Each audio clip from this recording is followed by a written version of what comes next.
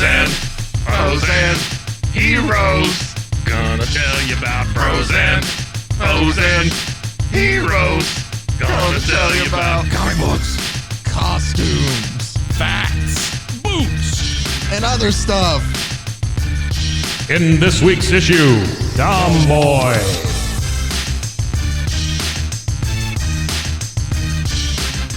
Welcome into Bros, Foes, and Heroes. I am Zach, joined by, let's see, how about, I do this all the time. I think the problem is always trying to one-up myself because I want you to feel each week like you're prouder of who you were the one before. Sure. But then the problem with doing this too is I feel like I haven't done this one before, but I never am sure like, oh, I've used that one. I haven't. I'm going to say the Aqualad to my Aquaman. All right. Have we done that yet? No, have you been Aqualad yet? I have not been Aqualad well, yet. Here's the Aqualad of the podcast, Mike. I am, I'm confused and I don't know. Aqualad just seems like the Godzuki of it is, Aquaman, which I could not sing. Okay. Godzuki. I get that reference. You just put out the little rings of smoke. Hated that guy. I got to see all those on Cartoon Network back when they would have like weekend blocks. Oh, but you're watching the 80s. animated ones. Yeah. Did you ever see the live action ones? No. Oh yeah. There's like 3 or 4 movies where Godzuki shows up. Oh really? No, so stupid. The only Godzilla movie I have seen is we had a VHS that I swear we got at like a Walmart when I was young for very cheap. And it was the original Godzilla vs. King Kong. Oh yeah, the black and white one? No, okay, sorry. Then maybe not the original, maybe the second one. It's color, but it's like 60s. Sure. And that's all I remember. Is it the one where they roll down the hill while they're fighting each other? I think so. Yeah. I think that is the one. And I remember rooting for Godzilla, but yeah. He doesn't win. I love that movie. Spoiler alert, he doesn't win. Yeah, he doesn't win in the new one either. Yeah. Oh, really? Do they battle it? See, I haven't watched any of those. Like they beat each other up. Monster movies are fine. I haven't watched anyone. Godzilla, the current swath of Godzilla movies are fairly decent. The King Kong or Kong versus Godzilla or whatever it's called, it was good.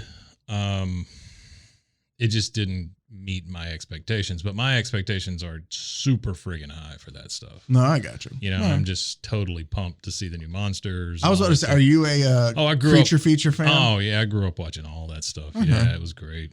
I've watched all the Godzilla movies. I mean, all of them. But does it go past that to even like, do you like The Thing and Carpenter? Yeah. Or the old one? Carpenter one is fantastic. Yeah, I love it. I like the sequel / rebootish kind of thing. Yeah, it's just called The Thing also. But I doesn't hate that technically thing. Doesn't that take place before the movie back in the 80s? I think back in 80. Sorry, not the 80. Yeah, okay. It does. I think it's a prequel. Yeah, because I thought it was good though. I mean, they find the Ice Station Zebra or whatever it is, you know, and they talk about it. I thought it was cool. No, I think that I enjoy those movies for the most part, but I feel like I just never I never watched them more than when I was a kid with that one VHS for some reason, and that was the one it was. But Snake Plissken fighting something in the snow is great. I mean, I don't care. I was like, I don't remember that, and then I just realized you were just referring to Kurt Russell as Snake Plissken, and not just Escape from New York is the way I'll always think of Kurt Russell. See, it's I think of Kurt Russell, I think of Tombstone. But then when I think of Tombstone, I automatically think of Val Kilmer. Because Val Kilmer... No, that's more of a Val Kilmer vehicle. As Wyatt Earp is... Or not Wyatt Earp, as Doc Holliday is the best part of that movie. So, Mike, today... Escape from New York. Fantastic. Escape from LA sucks. Even though it's got Bruce Campbell in it. Well, I mean, Bruce Campbell can't be bad. He's like anything he's in. He's like a bad dentist. You remember you're a big Bruce Campbell fan, and we're just going to be sidetracked a lot today, and that's just fun. That's how it is. I remember he did a interview with NPR or something like that, and he brought up the fact that in Sam Raimi's Spider-Man movies that he is the only person to defeat Spider-Man in all three movies. Yes, that's right. That's right. Like, Yeah. He doesn't allow him in to see one of the shows. He's a waiter in one of them. He's the wrestling guy in the other one. Yeah, he's with good old Macho Man Randy Savage. I'm Bonesaw. Oh man. Yeah, those are the first two Spider-Man movies. The first two Raimis are good. Yes. The third one I hate. Well, but now you get I Raimi don't say doing that about a bunch of Raimi movies, but you get Raimi doing Doctor Strange. So we'll see what happens, man. All right, so our. Do you guys like comics? Yeah, I mean, we're kind of talking about them still. We're getting there. I mean, we talked about Doctor Strange. We're getting there. It's comic adjacent. Sure. Today's character is the Walrus. The Walrus. Now, the Walrus first appeared, and this is the main thing we're going to talk about, is his first appearance, which was in The Defenders number 131, which debuted in 1984. Defenders is a Marvel vehicle. Yes. Right? Okay. In this issue of The Defenders, it's Beast, it's Iceman, and it's Angel. Okay. That's the three characters. Okay. Frogman makes an appearance too, but he was a Spider-Man villain before this appearance. Yeah. I'll explain to him when we get to the issue. The Walrus was created by J.M. I apologize if I mispronounce this, but J.M. Demitis, Peter Gillis, and Alan Cooperberg. Mm-hmm. Obviously, he has a actual name too. A alter ego, as you will, when he's a real person and not a villain, and that's Herbert Carpenter. Herbert Carpenter. Which, of course, we have our first reference there to Alice in Wonderland. Herbert Carpenter, because it's the carpenter of the walrus. Remember okay. All right. Later on in this character's origin, wouldn't even thought about that. He has a partnership with the White Rabbit, which is another. Really? Yeah. Wow. But we are going to focus on his origin and his first appearance here in The Defenders number 131. Again, now, May 1984. Let me ask you, is it Walrus or is it Walrus?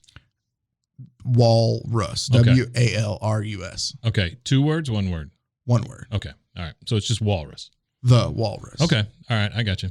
What? Like, was it? I'm just asking. I don't know if maybe it was Walrus. You know how it is in comics. They split that crap up or whatever sometimes. Yeah. Maybe his name was Russell. Right. Exactly. And he lived by a wall. And he got That's comic book logic right there. He lived by a wall.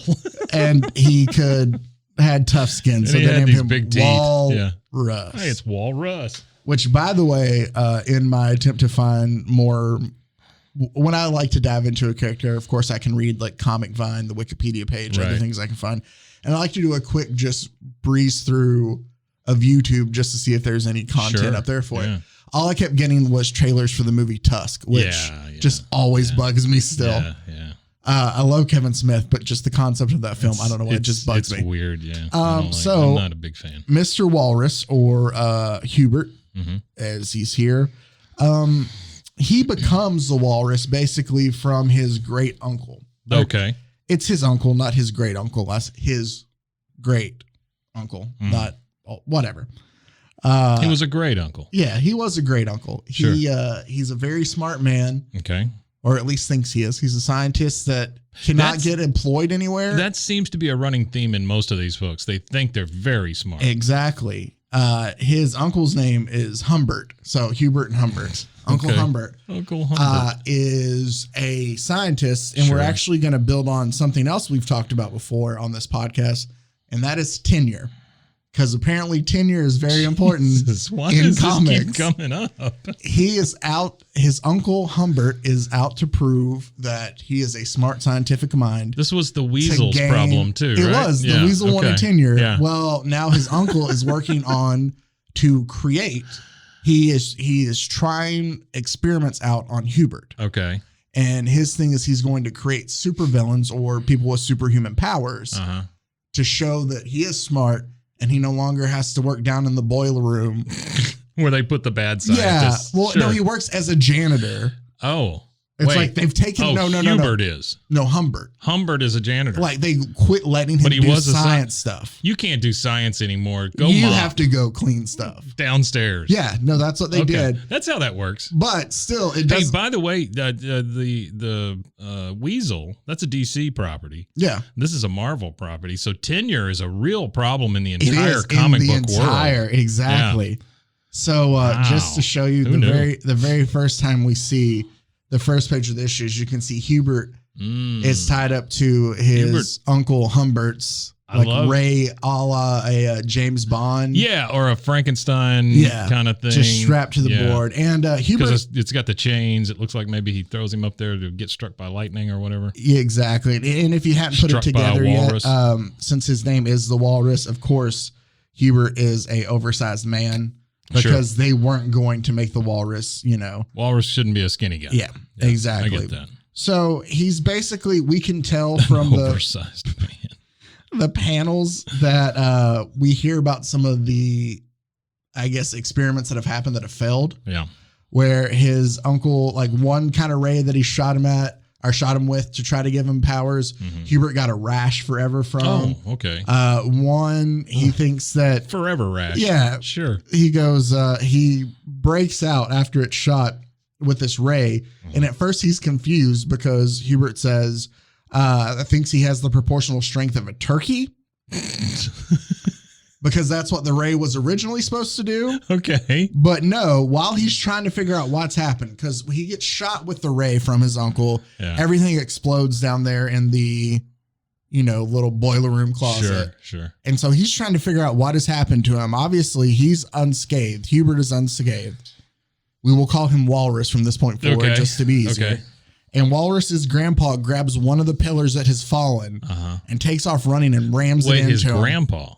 Sorry, uncle. Uncle. Okay. I say uncle, I but thought he there is were a an bunch of them elderly down man. there. He's an elderly man. Oh yeah, he so is I a keep very getting old man. Yeah, look at that. his old uncle, his great old His uncle, old ass uncle. Sure. and runs right into him with Who runs this place that doesn't go down and check on the uncle / grandpa? I have no clue. Is down there shooting lightning into people, making them into turkeys. And by the way, how does he choose his animals?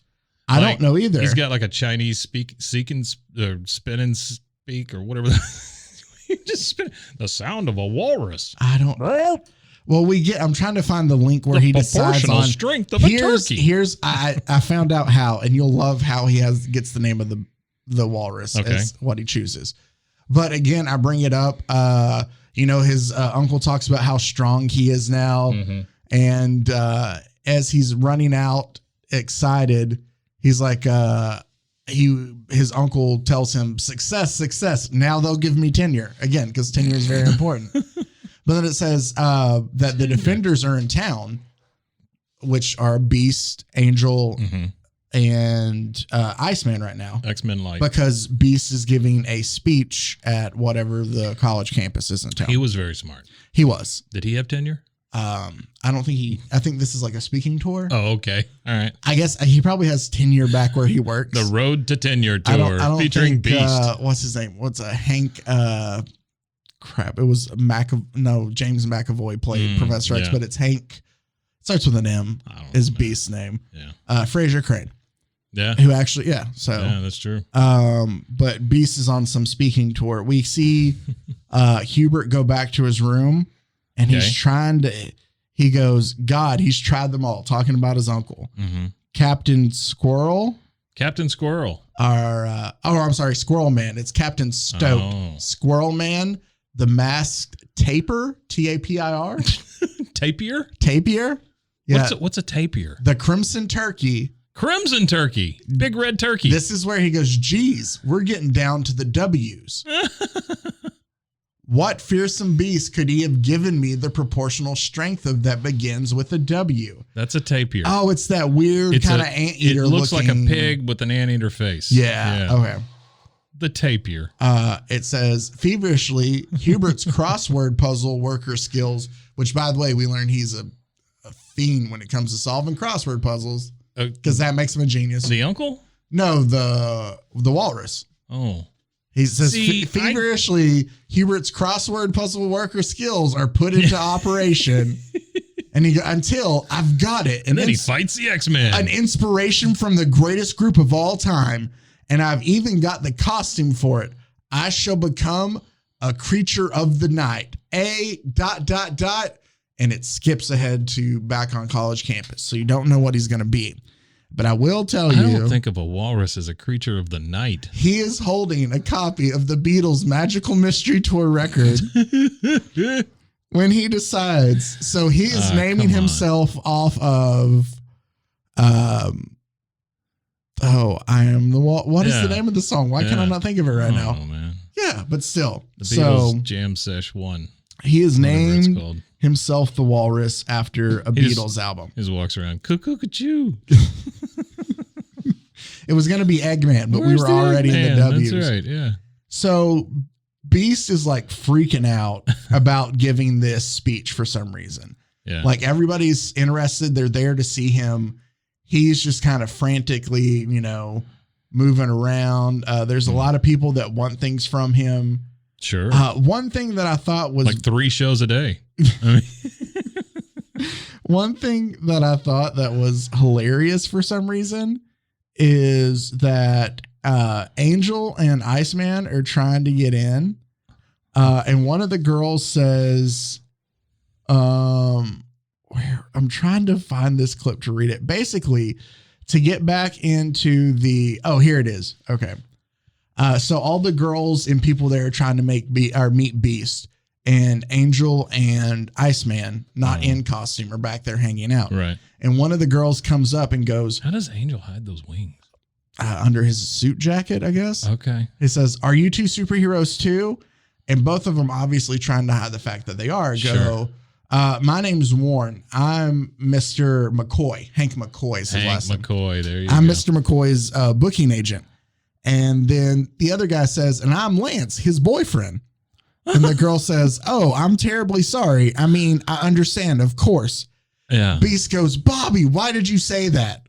So, if it wasn't one thing, we have our villain named after a Beatles album. We already have, basically just bashing homosexuality. Sure. And a couple panels of just like, I'm doing it as a joke. It's funny. Yeah. He's like, what if she believes you? What if? Okay, Who cares? Congrats. Yeah. Congrats. This girl we've never met is going to believe you. Yeah. Oh my God. Some student that's just come up here that can't even tell that, like, Angel doesn't even hide his face. Like, the mask goes around the outline of it. She can't tell who he is. So I think we're safe. Yeah. Basically enter, I'll kind of speed up through some of this so I'm not just hanging on to the fact. Frogman. Frogman was a Spider-Man villain. He dresses up in a frog costume. A big frog, yeah. Or I think technically in this story it was like his father. He's a big frog who wears those superhero underwear. I've seen him before. Yes. Like that's the only thing he's got on.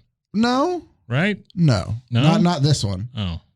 This frogman has a fully frog suit with springs on the bottom of his feet. Well, sure, but doesn't he have the underwear on too? Though it's like a lighter yellow kind of. Yeah, he's got the but Superman see, his panties eye on. holes are through the mouth. Look at that. Yeah. It looks like a giant frog ate a dude. That's what his costume looks like. It does. And why is he so ribbed? I don't know. So basically, Beast gives this speech.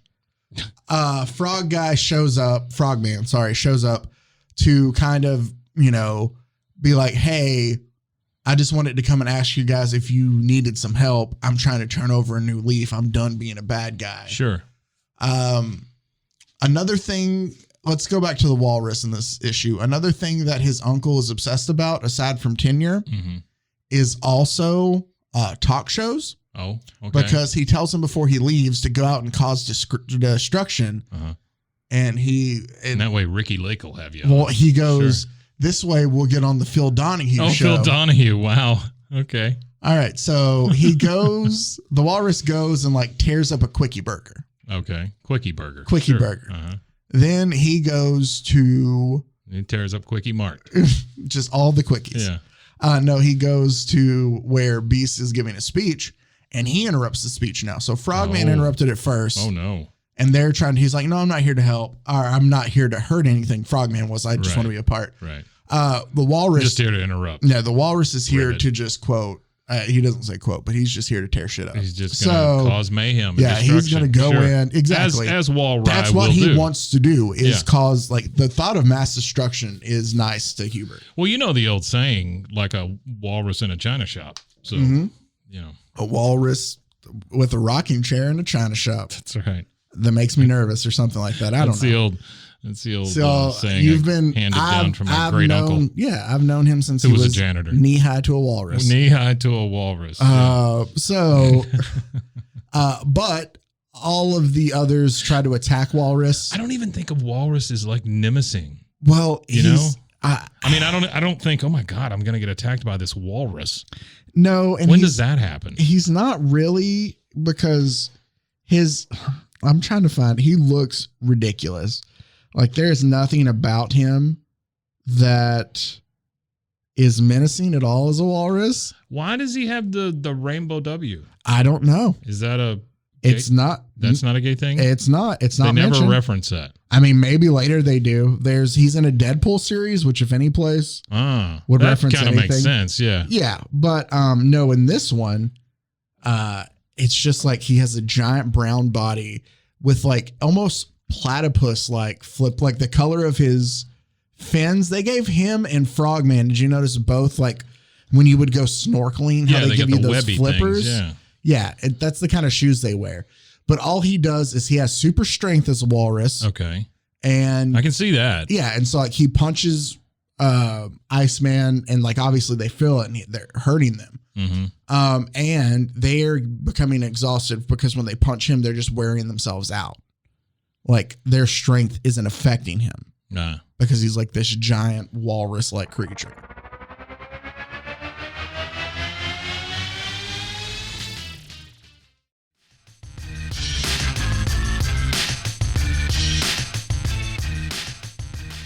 So just as an aside here, I looked up walrus attacks human each year, right? I'm trying to figure out how many walrus attacks there are each year. 2. There's like, it's not even a number. Oh, really? Like the worst thing they do is capsize boats. Well, you could kill somebody from capsizing a boat. Sure you can. But I mean, it's not like they capsize it and then they go up and just jam them with those big teeth. You say that, but there could be just a real asshole walrus out there who's just like winding around. He's like, it's my time. And he just like scoots up, capsizes the boat, and just laughs to himself. This literally says, there's a picture here of a walrus and a guy with a spear kind of going after him in the water. It says, man in kayak attacked by walrus circa 1895. So I'm not sure the last time that happened. If he went after a walrus in a kayak with a spear, he kind of deserves it. Like, sure, the walrus should be able to defend himself in that situation. Yeah, I mean, how far do you have to go out in your kayak to find a big walrus exactly. to attack? Oh, like he's probably paddling with the spear too. So like, I mean, you're just like paddling around. They do say that they can break through the ice to attack like hunters. Ooh. There is one account of a walrus launching itself from the water to chase hunters on the ice. Just to chase them, not to attack them. But again, they're hunters. Yeah. Right? So it's a threat. Exactly. It's not like a rattlesnake. You just walk by it and it goes, fuck, and you it attacks you. No, I think you walk by any walrus, you're gonna be fine. Right? Yeah, I think that you might get close enough and they like make that weird noise. Sure. Like, and then like bounce towards you to kind of stay away. At that point, I'm like, oh shit, I'm too close to this walrus. So this completely non-lethal I'm too thing. Close to this walrus. Yeah. Can we make a T-shirt that just says that? When does that happen? I just wanted to say, oh shit, I'm too close to this walrus, and that's it. And just have have that crying emoji. So like you got too personally close to it, and maybe it had a health scare or something. And it's kind of like there's a T-shirt I've always wanted to get that just has 2 dolphins on it wearing Hawaiian T-shirts that have badminton rackets, and it has a tent in the back, and it says "for all intents and purposes." It's dumb. not. It is. So as we've established, the walrus is not a threatening villain at all. Sure, no, I don't think of him as one. But he shows up, and the 3 defenders cannot take him down. I'd be more scared of a giant frog, honestly. Yeah. Because that frog looks menacing. But it's a guy in a frog suit. Like, well, that's what I'm saying. Frog. So you see a guy in a frog suit coming at you, and you can see his eyes through the mouth. and you're like, oh shit, what is this guy? Yeah, but no, that's more scary to me. Yeah, just because I don't know if we've ever talked about this. This is crazy man coming at me is what I would think. Yeah, I don't know if we've talked about this, but this is the perfect time for me to bring this in. All right. And if I offend anybody, I apologize. I'm not meant to. He does look a little menacing there, though. He does. See, and that's the Deadpool. That's the Deadpool Fear Itself version. series. Gotcha. Oh, yeah, there it is. Okay, cool. Which I'm still sure he's probably the butt of the jokes in it. Because I would imagine, yeah. But I am not a fan of clowns at all. Okay.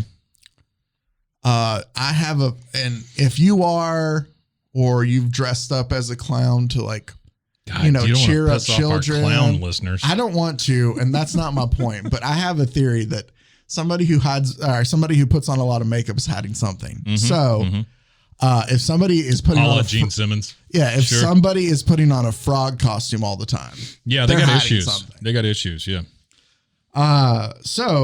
Or a walrus costume, or a spider costume. No, the walrus costume I get.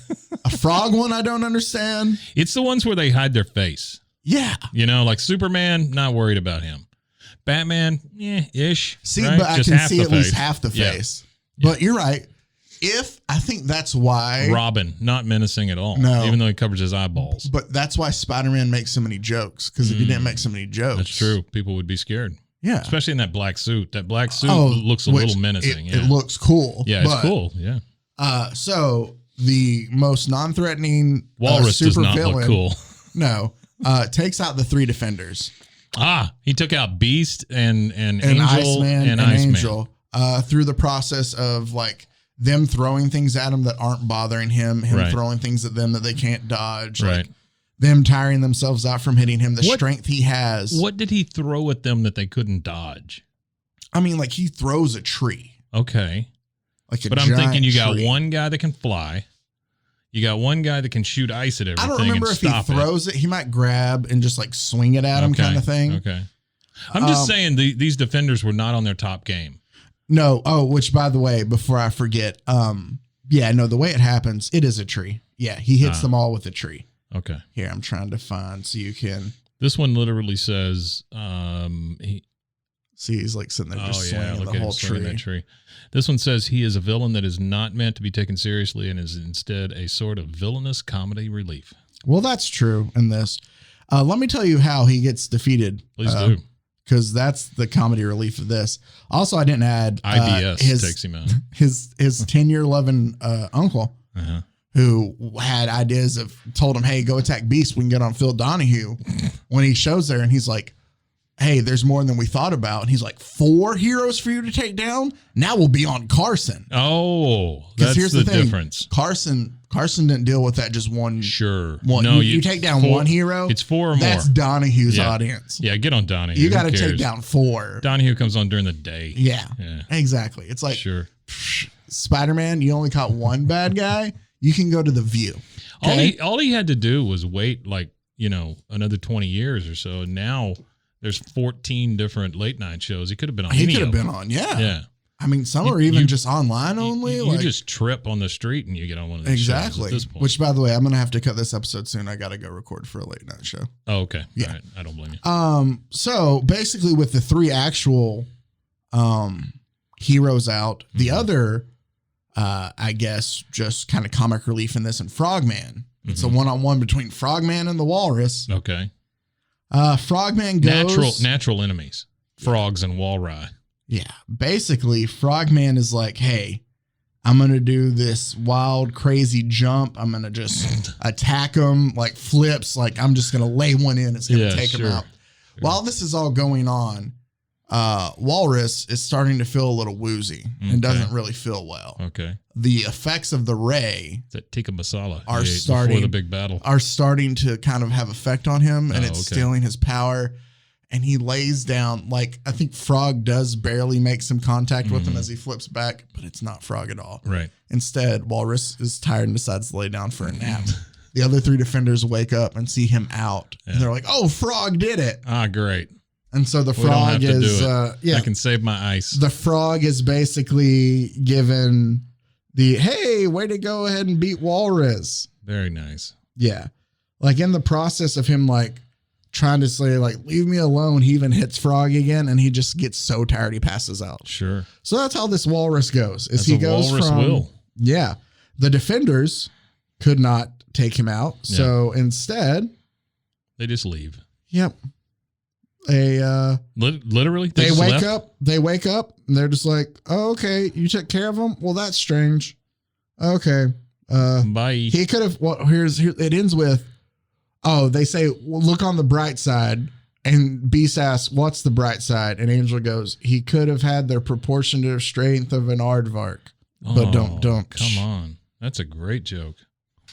Good job, Beast. That's Walrus.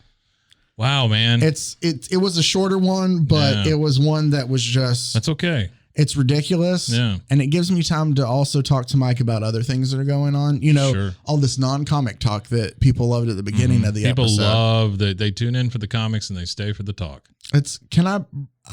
There's something that has just been bothering me. Yeah, what you got? in my mind, and I wanted to maybe know if you could help me with it. Mhm. So you ever drive by and you see billboards? Mm-mm.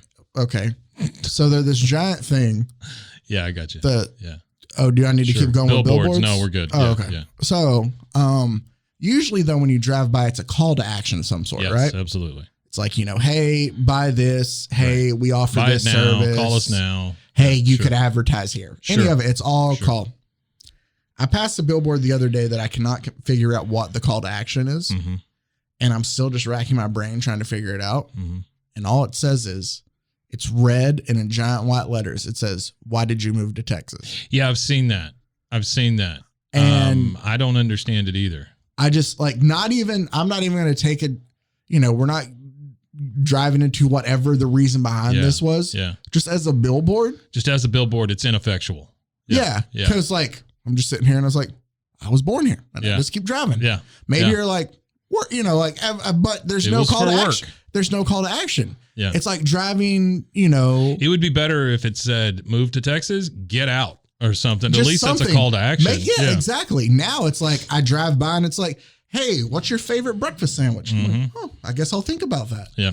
Yeah. So it's just super. No, it's stupid. It's stupid. A lot of stupid billboards have started to pop up about, it seems like this Texas get out mentality, get the Californians out of Texas. Why did you move to Texas? What is it? All of that stuff. I don't understand why that matters. But again, I'm not here to, it was the first time I saw a billboard where I was like, Yeah. I don't understand the point of that. Yeah.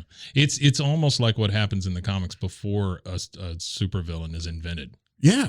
Right. Like Exactly. you're going to get Texas Man or something, that Yeah. he hates abortions and loves his guns, and Californians can all go to hell. That's Texas his Man. Texas Man. Are we going to write our own graphic novel at It's some just point in time? it's just going to be Big Tex from the Big from the Tex state from of the fair state from the fair. state fair. He just like, I'm finally free. See, I feel like we make it kind of like a old Danger Mouse villain where it's Sure. a giant robot kind of. Oh yeah, he's been a robot all along. Oh yeah, and then Well, there's see, people that are not in Texas that are listening to this, you don't realize that the Texas Fair mascot is like this 80-foot tall cowboy. Oh, right? it's massive. And he just points and goes, "Welcome to the state fair," or whatever. And but they had to redo him several years ago after he caught fire or something, yeah, right? like his head caught fire, and so they had to. He was a bit hot-headed. They had to nice. They had to rebuilding, and so that's your origin story. That they built a robot basically. Oh, they made him even. Maybe they built this robot that could self-care, like take I care like of itself this. so it doesn't catch fire and things. And then it becomes sentient from too many corn dogs or And that's- whatever, and- Well, Well, then I think Big Tex is just too good of a name instead of Texas Man. I think it's just Big Tex. Yeah, this is something that they would do on The Boys, I feel like. We need California Boy who comes and fights him or something. No, it would be Big Tex and like CBD man. Cali Bro. Cali bro. Cali Bro. He comes in on his space surfboard. What's up, Shred Lords? Stuff like that. Tex, I'm gonna take you down. But it's so funny you brought up Big Tex. I have seen one of the weirdest altercations I have ever seen in my entire life at the state fair. Yeah. I've Never been. See, to the I've state only fair. been. Yeah. Funny enough, I went twice, and it was like back-to-back days. Mm-hmm. I covered. That only counts as once. Oh, If it's then I've only back-to-back been days. once. Yeah, that's fine. I've only been once. I had to make the drive to Dallas twice. Yeah. Oh, I see. But Okay, yeah. well, then that's two. Yeah, but I got the opportunity to, when I worked for the sports radio station, and we would obviously travel and cover when Baylor played. Right, sure. And Baylor used to play Texas Tech on a neutral field site. Yeah. It was AT&T Stadium in Dallas for a while. Before that, it was the Cotton Bowl. Right. So it was at the Cotton Bowl, very much like Oklahoma and Texas was for the longest until they moved to AT&T as well. Right. But it's going on during the state fair. So we are leaving. First of all, that game was great because the Texas Tech fans, I don't know if you know this or not, and I don't know if they still do this, but they used to throw tortillas. They still do it. Yeah. Okay. Absolutely. Yeah. So I didn't know that at the time. And I set up in the press box, which was on the Texas Tech side. And when they would score, it would honestly be a wave of tortillas. That just flew I don't out. even know what it means. I don't either. Yeah. But it was interesting. But so game over, we leave and we're exiting, trying to make our way back to the parking lot to the car. Was this during Kingsbury, Texas Tech? Yes, he was. He was the coach there. Basically run and shoot for 20 years or whatever. Yeah, it was a long game because it was also it's all offense. Yeah, it is. It was right before Baylor kind of got that huge step up, but you could kind of see the offense was it was a lot of offense. It was a lot of passing, but so we exit and we're leaving and we had to walk through the concession stands. And, you have funnel cakes. It smells fantastic. Funnel cakes, giant hot dogs. And they're out of mustard in all the dispensers in the center area. There's one center area where all the mustard is. Yeah. That's where they keep all the mustard. One place, right in the middle. Ketchup's fine. There's no mustard. That's your first mistake. A worker has to hop over one of the tables there to go because the mustard's been out and people have been complaining about it. Sure. Where's my mustard? You don't keep mustard away from the people. Yeah, no. People love their ground mustard. Exactly. Paste. Ground mustard paste. Ground mustard paste. So he hops over there and he switches out the tub of mustard. Yeah. And screws it in. And as he's trying to, one of the guy, he has just done it. The guy's just finished screwing the lid on. The guy runs up and tries to squirt. Immediately. Yeah. And another guy behind him is like, dude, and pushes him. I guess was waiting there. They get into basically almost a fist fight over mustard. Yeah, sure. Yeah. It all could have been solved by little packages. Yes. Yeah.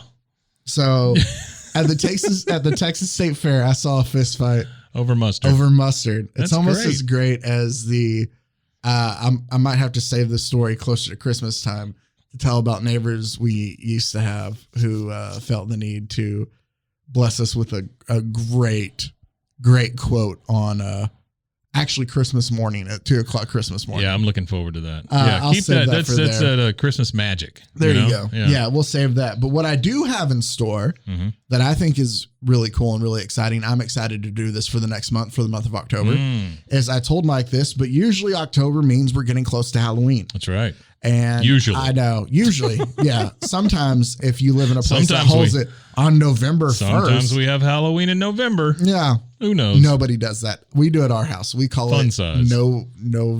I couldn't come up with a name for it.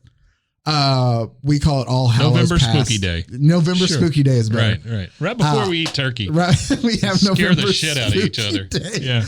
We scare the turkey on November Spooky Day. And then we save it and then we for kill it. Yeah. Scare it to death and then defeather it. Exactly. I am Pluck it. deciding that we are going to cover nothing but horror themed. Yeah, I like this.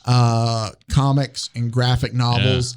Probably a little different because I don't know. I'm sure I'll find one or two, or even the stories in general that I'm a part of that I'll come across will be a little weird, but I'm aiming to find some good stuff for us to go over. One of the things that I'm looking into that I hope I can find that I think I should be able to, Mike, is a collection of Tales from the Crypt comics. Oh, sweet. They put them, you know how they put together. And so I was going to read through those and just kind of do, because those are great comics. You find some of the olders, but then maybe some of the newer stuff. And I think that we could have a lot of fun just kind of talking about some horror themed comics for the month of October. So I think that's what you have to look forward to. I love it. Yeah. I think that's fantastic. I love horror. I love Halloween. Being able to do this show about those subjects would be fantastic. So it sounds like a lot of fun. That is what you can look forward in the. I expect to have the excrement scared out of me. Oh. So I'm just putting that out there. Yeah. I might need to rework one of them. Okay. One of them was going to make you pee your pants. Oh, well, that's close. But I don't know if it was going to. You don't know about the excrement. No. Okay. How do you feel about if it causes you to throw up? No, I don't want that. I don't like throwing up. No. So I'd rather butt throw up than mouth throw up. Okay, I'll make sure. Yeah. I'll be like, all right, butt throw up ? Butt throw up. Wow, this just a Steve Elson. I'm gonna close it. I don't know how to save it after butt throw up. So we're just gonna move on. Yeah. I've ended a lot of relationships that way. We're on.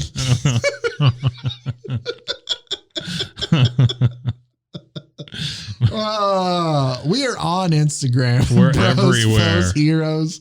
Rogue Media is on Insta as well. Make sure to give us a like, follow.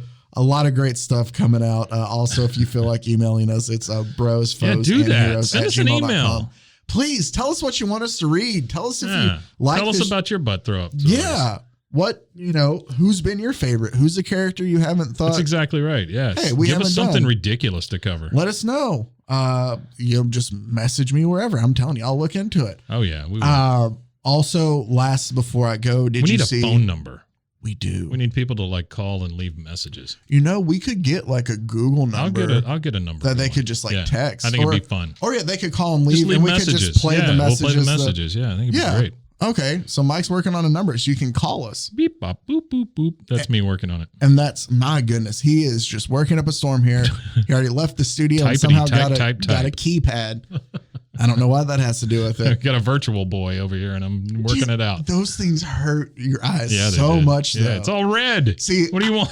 I was just realizing I was about to say something that dated me, and I know saying that still being 33 is weird to say, but I remember playing a Virtual Boy at KB Toys, and that's all I had to say. I remember looking at one at Target, right? And I was like, this is not for me. It was Wario Tennis or something, and I was like, as a kid who was excited about everything new, I was just not on board. I remember looking into it, and just Mario standing there, and he's all red, and I'm like, I don't need this. Yeah, I'm good.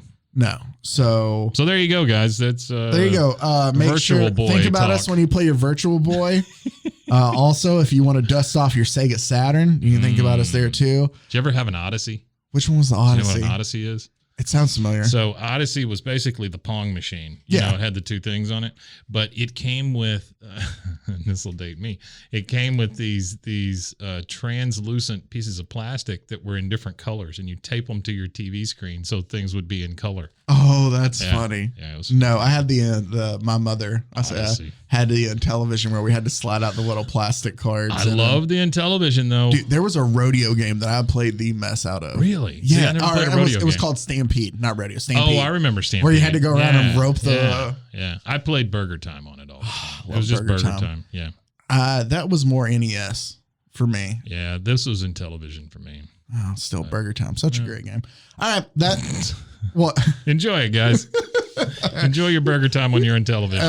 And make sure that you keep your Virtual Boy clean, because it will never be worth anything one day. That's right. All right, that does it for us. So until next week, everybody stay safe. Have a good one. Bye. Got a gun. Frozen, frozen, heroes.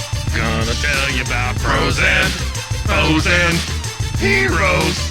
Gonna tell you about.